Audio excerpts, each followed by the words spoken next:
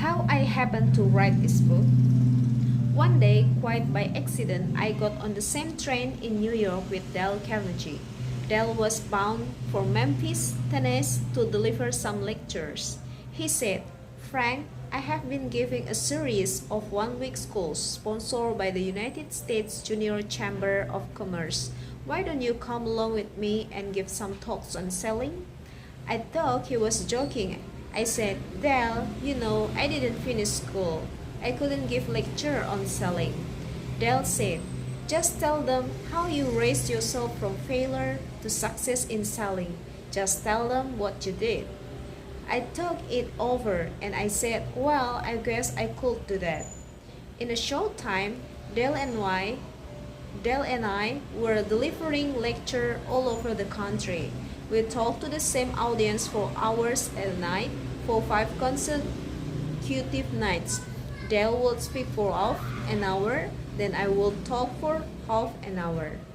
Later, Dale said, "Frank, why don't you write a book? Many of the books on salesmanship are written by people who never did any selling at all. Why don't you write a new kind of book on selling? A book that tells precisely what you did. A book that tells how you raised yourself from a failure to success in selling. Tell the story of your own life. Put the word I in every sentence. Don't lecture, just tell the story of your life as a salesman." The more I talk about this, the more I thought it would sound egotistical. "I don't want to do that," I said. But Dale spent one whole afternoon with me, pleading with me to tell my own story just as I had from the lecture platform. Dale said, "In every city where we gave our lecture, those junior chambers of commerce boys asked whether Frank Badger was putting his lecture in the form of a book. You probably thought that young man in Salt Lake City was joking when he put down $40 in advance for the first copy of it, but he wasn't. He knew it would be worth many times $40 to him. So, in a short time, I was writing a book. In this page, I have tried to tell the story of my stupid blunders and mistakes, and precisely what I did that I lifted me out of the ranks of failure and despair. When I broke into selling, I had two strikes on me. I didn't know any more about selling than a jackrabbit. My 8 years in baseball seemed to unfit me for anything even remotely like selling. If Lloyd's of London had been betting on me, they would have bet 1,000 to 1 that I would fail. And I didn't have much more confidence in myself than Lloyd's would have had. I hope you will overlook and forgive me for using the personal pronoun I. If there is anything in this book that sounds as though I'm bragging about myself, I didn't intend it that way. Whatever bragging I've done was meant for what these ideas did for me, and what they will do for anyone who will apply them.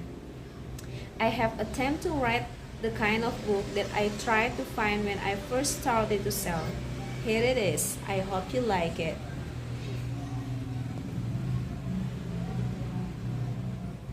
Part 1. The ideas lift me out of the ranks of failure. How one idea multiplied my income and happiness. Shortly after I started out as a professional baseball player, I got one of the biggest shocks of my life. That was back in 1907. I was playing for Johnstown, Pennsylvania in the Tri-State League. I was young and ambitious, want to get the top, and what happened? I was fired. My whole life might have been different if I hadn't gone to the manager and asked him why he fired me. In fact, I wouldn't have the rare privilege of writing this book if I hadn't asked him that question. The manager said he fired me because I was lazy. Well, that was the last thing I expected him to say. "You drag yourself around the field like a veteran who has been playing ball for 20 years, he told me. Why do you act that way if you're not lazy? Well, Bert, I said, I'm so nervous, so scared that I want to hide my fear from the crowd, and especially from the other players on the team. Besides, I hope that by taking it easy, I'll get rid of my nervousness. Frank, he said, it will never work. That's the thing that is holding you down. Whatever you do after you leave here, for heaven's sake, wake yourself up and put some life and enthusiasm into your work. I had been making $175 a month at Johnstown. After being fired there, I went down to Chester, Pennsylvania in the Atlantic Village where they paid me only $25 a month. Well, I couldn't feel very enthusiastic on that kind of money, but I began to act enthusiastic after I was there 3 days. An old ball player, Danny Meehan, came to me and said, Frank, what in the world are you doing down here in a rank bus village like this? Well, Danny, I replied, if I knew how to get a better job, I'd go anywhere. A week later, Danny induced New Haven, Connecticut to give me a trial. My first day in New Haven will always stand out in my memory as a great event in my life. No one knew me in that village, so I made a resolution that nobody would ever accuse me of being lazy. I made up my mind to establish the reputation of being the most enthusiastic ball player they'd ever seen in the New England League. I thought if I could establish such a reputation, then I have to live up to it. From the minute I appear on the field, I act like a man electrified. I act as though I were alive with a million batteries. I threw the ball around the diamond so fast and so hard that it almost knocked our infielders' hands apart. Once apparently trapped, I slid into third base with so much energy and force that the third baseman fumbled the ball and I was able to score an important run. Yes, it was all a show and an act I was putting on. The thermometer that day was nearly 100. I wouldn't have been surprised if I had dropped over with a sunstroke the way I ran around the field. Did it work? It worked like magic. There 3 things happened. 1. My enthusiasm almost entirely overcome my fear. In fact, my nervousness began to work for me, and I played far better than I ever thought I was capable of playing. If you are nervous, be thankful. Don't hold it back.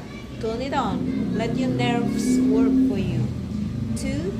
My enthusiasm affected the other players on the team, and they too become enthusiastic. 3. Instead of dropping with the beat, I felt better during the game and after it was over than I had ever felt before.